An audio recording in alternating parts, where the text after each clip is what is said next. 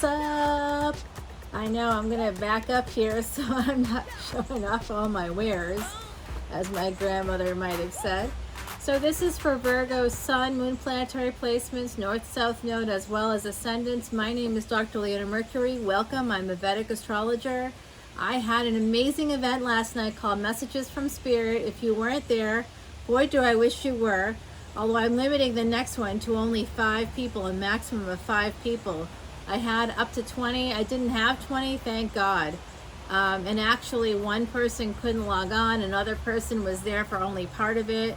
And so like it actually ended up working out. I got to focus on basically a few people.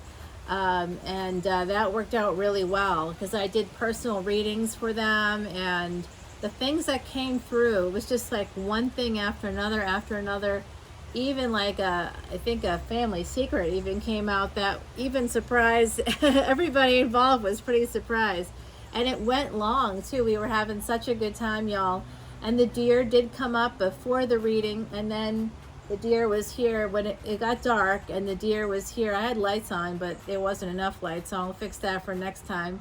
And I also have to like do a few things to improve the experience overall. But I see here, starting off, my beautiful Virgos, I see that you wanted to marry somebody, or you thought about marrying somebody. It could be somebody with Cancerian placements, and if you think, no, that's not right, remember, I'm a Vedic astrologer, so it could be tropical Cancer, but it could also be somebody that's a tropical Leo, because tropical Leo, in the first 24 degrees of tropical Leo, they're actually Vedic Cancer. You, my beautiful, beautiful Virgos, if you're in the first 24 degrees of tropical Virgo, you are Leo. I know. Amazing. Amazing. There are some Leos that are actual Leos, true Leos, I call them. And that would be people born like around August 17th, August 18th, August 19th, August 20th. You guys are true Leos. Anybody who's Leo is a true Leo, okay? But look at where your sun, what planets are in your sun, and that's the Leo that matters, okay? Also the ascendant matters. If you're interested in Vedic astrology or learning more about this very, very ancient, like 15,000 years old, it's the OG, it predates any other astrological kind of techniques out there. So if you're interested in knowing more about that, I'm going to be putting up information on a Vedic astrology webinar I'm going to be doing in July to help talk about things like the triple conjunction that's coming up on the 31st of July, as well as at the moment we're in a yoga that starts today, the 27th, and goes until August. If you come to the Patreon party, you can get into that Vedic astrology webinar for free, only for my VIPs. And I'll still be honoring, if you, I know I had one of my beautiful YouTube subscribers, Leah. Hey, Leah. If you're watching, I know that I had someone out there is asking about the Vedic astrology chart, because I've been talking about it for about a month or so, and then it ended on the 22nd. And if you didn't come in before then, I said I would honor it if you heard about it. Like sometimes we see videos like after they're posted, and I was posting a lot of videos. I'm still catching up on last week rather, believe it or not. They're all done, but I had like a series of weird events occur last week as just part of this yoga, as well as Rahu and Bharani. That transit started on the 14th of June during the supermoon, and it's going to continue into next year. So you want to know more about all of that, come over to my Patreon page. The sun, by the way, is at the bottom, so I do think that some of you have a Leo. Oh, the groundhog is out there. I don't know if y'all could see that, but that's very special. So some of you have a Leo in your midst. Again, could be tropical Cancer, so or could be tropical Leo Vedic Cancer. I see Leo, I see Cancer here, so somebody with those placements, you could have those placements as well. But I see here a person that you really wanted to marry. And I also want to show you something about this card. So this to me looks a little bit like New Orleans, all right? This is similar to what you see with the cemetery gates there. So I don't know if any of you, I'm a NOLA reader. I don't know if any of you out there are from NOLA or not, but you may have traveled to New Orleans with this person. That may be where you met. It may be where you fell in love. Something like that happened, and then things ended. This is a continuing narrative, and it seems to be picking up details along the way. So I'm guessing that some of you have not yet moved toward the person that you know you love. Your ancestors are here. This is a 10-10. So you ended a situation with a person that you actually really loved. I think because of relationship anxiety, anytime there are swords present, it has to do with anxiety. There's always anxiety surrounding swords because that's about information, like things in your head. It's about head energy. Right now I got this cute little chipmunk coming right down there, not in the porch, but just outside of it, checking me out. He's an older chap, a friend of mine. He's really, right now, he's asking me for a cashew is what he's asking me for. Sometimes I'll have some snacks out here with me. The other day I made some beautiful pecans, some glazed pecans, and I didn't really want to share them because of the glaze, but they were all organic, all good stuff, and I had like some of the, small pieces, and oh, yeah, he's looking at me. He's like, "You got food over there? What you got over there?" That's so cute. He just blinked at me. Are you winking at me, handsome? Oh my goodness. You're about the only one who's flirted with me in ages. No, I'm just joking. That's not true. It does look like here some of you had a love relationship, and I do see like a phoenix here. Not only does this remind me of a gate like at a New Orleans cemetery, but you can see that bird above there. That's a phoenix. That's about bringing this back. Some of you want to bring back a passionate situation here with this beautiful Queen of Cups, gender being fluid and all, but there's 10-10 here. For mental health reasons, you might have ended things, or they may have ended things. And now the Venus energy is here. Venus rules Bharani, which is the nakshatra that Rahu happens to be in at the moment. So there's a lot of Venus energy we're going to see here. 740, as I said, that's 7-4 is the 731. Things may change for you at that time. Here's another 10 connected to the other 2 10s, so that's 30 now. 10, 10, 10. I'm thinking that the month of October might be really important for you. I also see this number 6 here, and that is important as well. It's about marriage. It's about victory. Hey, y'all, I'll be right back. Okay, I gotta just quickly... No, I don't want to do that. I don't want to do that. I know this guy is sending me... The problem when you're a psychic is you know a lot of stuff, and you want to act on it right away. Yep, Queen of Pentacles. Here's your energy here. Queen of Cups, Queen of Pentacles. You love this person. You want to marry this person. And even though there was an ending here, you're going to have victory. For this 10 of Wands, you got the love of your family right behind you, okay? You've got the strength to bring back balance in this situation. In a love situation, oh my Lord. The Death card is here. The Death card's dogging me today. You know why you ended this situation? This is a 4, this is a 1-3, and this is a 3. So it's almost like this sort of sense of unity broke up. There was resistance to it. It went from a 4 to a 1 and a 3. And then from a 1 and a 3 to just a 3. This has to do with a threesome. More than a threesome, like an actual threesome. Maybe you had a little sex venture with this person. This could also be a threesome in the sense of there was a friend that interfered. I think that friend might be a Virgo as well. I'm seeing the number 3 on this card. It's actually on this card. So that number 3, let's see if I can point it out for you. There you go. That might be better. There you go, right there. See that 3? It's a 9 card. So So Virgo, you are traditionally the sixth house in your chart. You may not be the sixth house in your chart, but in the astrological chart, that's what sixth house is ruled by Virgo. Sixth house is ruled by Virgo. Mercury is your ruling planet. And the sixth house represents in Vedic astrology the house of karmic debt. Okay, so if there was a person that interfered in this relationship in some way, either physically, literally inserting themselves between you and your person, or more sort of figuratively because they were talking bad about this person. But that happened, and I can see that's why this ended. Someone that you felt was real stable, you started to question that and yourself, and when you did that, it ended things. And it has to do with this this third party person, whoever it is. I'm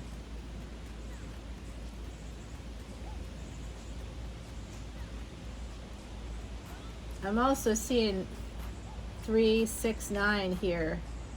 This is also 369 right here as well, so that's interesting. Queen of Swords is here. You may want to reach out to them about this. You might want to bring peace to the situation. You might want to collaborate with them.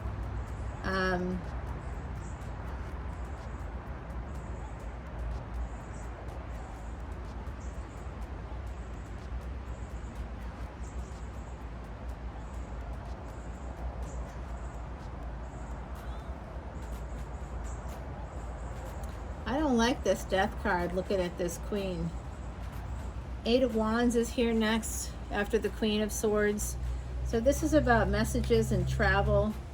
You might want to travel to see this person. This is a story that's been coming out for you for a while now, my beautiful Virgos, and I really want to encourage you to find resolution, because I think the universe is going to be finding that resolution for you with this Death card here. I think that if you don't, it's been a long time, I think, since you've seen this individual. For some of you in this collective, I see that it's been a while. So if you don't go towards them soon, and even if you do, I'm not entirely sure, depending on the person.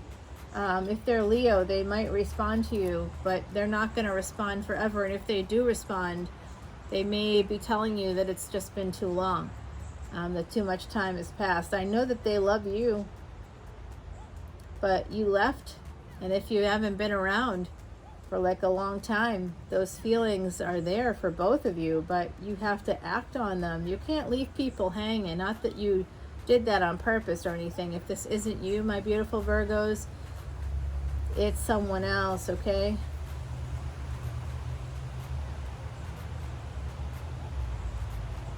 Yeah, this is really, oh boy, this has to do with this Death card. This is about Scorpionic energy, Pluto energy, the Death card, Pluto energy. I'm just saying, I think that there's something going on here with the Death card. I talked about this resembling the gate in the Lafayette Cemetery #1.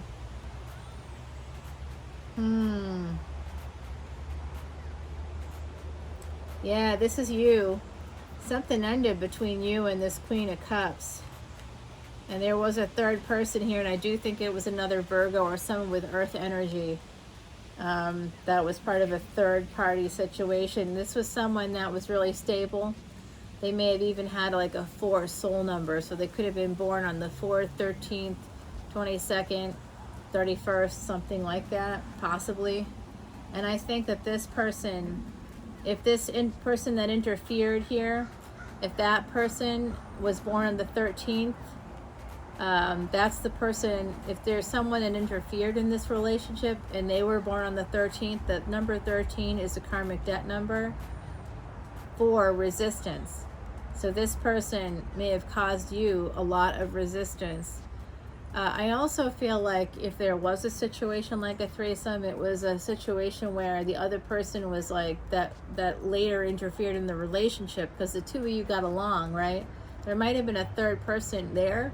Maybe it was a kind of a drunken thing, or, you know, we always excuse it with that, but maybe this person's just sex positive, the person you love, and they were like, yeah, this sounds like fun. You know, or maybe they were trying to self-protect actually and have you there, because the other person was maybe the one hitting on them, and they were like, well, only if this person comes along will I do this, because maybe you weren't showing interest, maybe you were holding back. There's some of that energy here on the deck. I want to take this over to the extended, my beautiful, beautiful Virgos. I do see happiness here at the bottom of the deck again. I just want to remind you of that.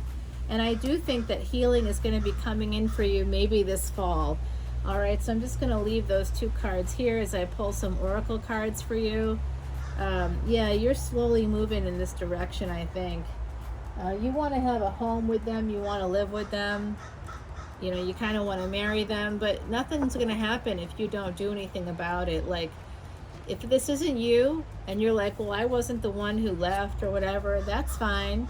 But if you still love them and you still want to marry them, you got to go toward them. Your ancestors are talking to you right now. This is the second time they come out, and now the crows are going like crazy, you know? So I don't know, y'all. Butterfly and snowdrop. This is about hope, having hope, okay? Have hope, my beautiful Virgos. What does Miss Heidi have to say? Dragonfly. Number 48. That's stability. That's about karmic cause and effect. Friend of air and water, dragonfly insight calls out to you to consider things from all sides for a perspective clear and new. Did you know that when we feel things like frustration and anger at a particular person, when we direct it at a person and we continue to feel it and we don't try to resolve that, it's because we want to stay in that energy, and when we're using those feelings as a way to remain a victim. It's part of being reactive instead of proactive. If you want to, you can't ever communicate effectively if you're holding on to anger, frustration, sadness, and pain. If you are trying to talk to somebody and you're hanging on to pain and frustration and fear and suspicion, it's because you don't want things to work out on some level. And if you do want things to work out, if you don't recognize what's happening in this situation, if it isn't you, of course, it's the other person. But if you don't recognize it, and you can recognize it through the help of like a therapist can say to you, hey, I think you're self-sabotaging. And you wouldn't know it. You want to be in denial about the fact that you have this love, and relationship anxiety came out for you quite a lot in other readings. And this is a beautiful card. It's about rituals and offerings, number 29. Oh my, my, my. Wow, wow, wow. That's beautiful. That has to do with the forest, y'all. I see some of you are going to be escaping the darkness of the forest. You're going to be moving into the light, moving into your emotions with the water here. I do see that. That's very positive. All right, I'm going to stop it here. You can check out my podcast on Spotify, Traveling Amongst the Stars. Information is below. And right here, there's always the information about Patreon. Come over to the Patreon party. It's also in the description box below.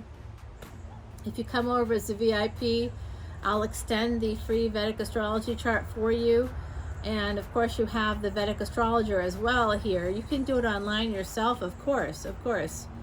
I'm not lying to you about it. You can do it yourself if you want. But Vedic astrology isn't just one chart. It's many charts. That goes up to D60, and each one has its own function, and there's mathematical equations that go with it, and there's all this stuff. So I would be giving you the basic chart and helping you to understand your Rashi chart, your birth chart, and the placements there.